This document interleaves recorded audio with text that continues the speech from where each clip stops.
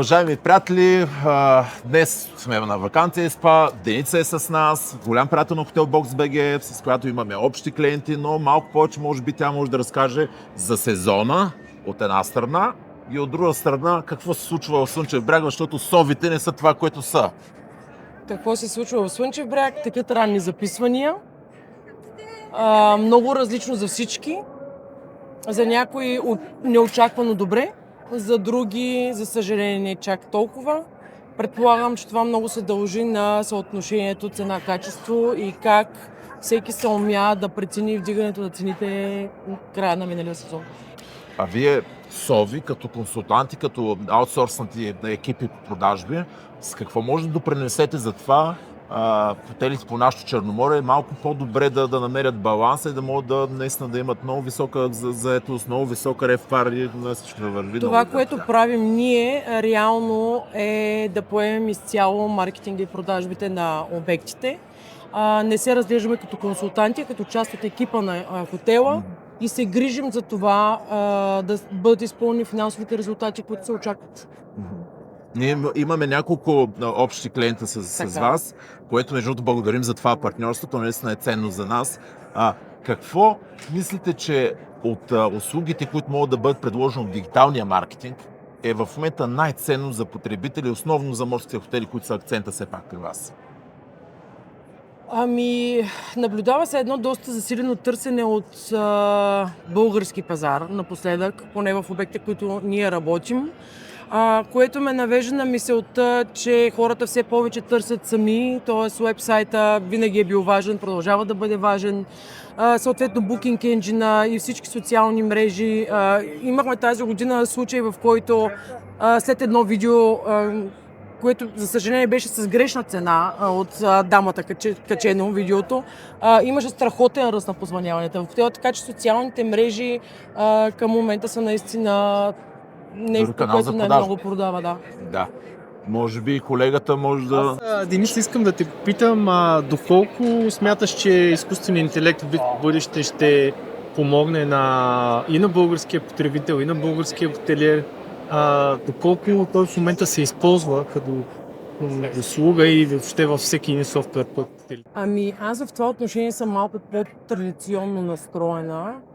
И продължавам да вярвам, че изкуственият интелект може да бъде толкова интелигентен, колкото е този, който стои и го управлява отзад.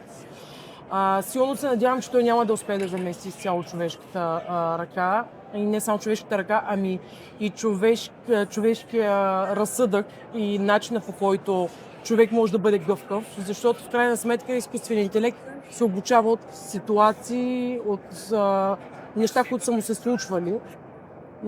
И той, примерно, се обучава от това, което се случва на мен, а аз като един човек, който е бил на различни места, реално черпя опит от различни работни места, от различни обекти. Така че силно се надявам, че ще ни помогне, чисто за оперативната работа, ще намали това, което ни се налага да направим, което е трудоемко и времеемко, и ще ни даде възможност да се концентрираме повече върху това да мислим как да подобрим продукта си, как да продадем хотела по-добре и по-качествено.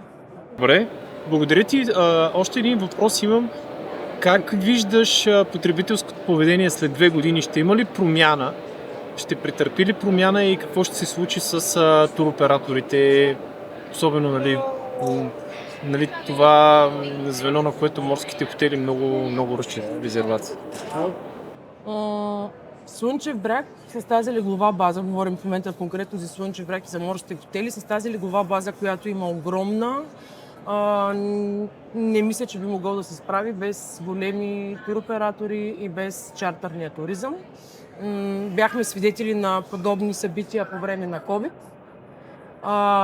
Много обекти не отвориха.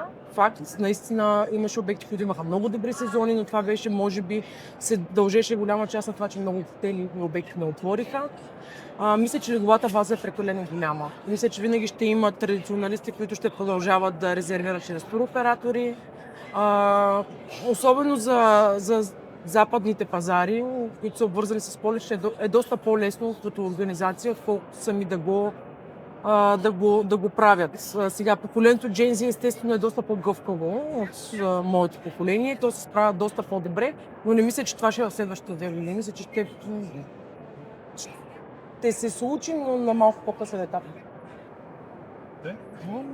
Аз мисля, че достатъчно изчерпателни бяхме. Една много ясна тенденция на къде отиват нещата и този сезон, и като цяло пък разпределението туроператори. И съм само едно последно въпрос ще задам.